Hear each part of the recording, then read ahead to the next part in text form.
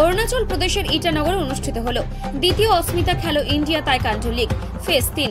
গত 3রা অক্টোবর থেকে 6 অক্টোবর পর্যন্ত এই খেলাটি অনুষ্ঠিত হয় খেলো ইন্ডিয়া স্টেডিয়াম ইটানগর, অরুণাচল প্রদেশে।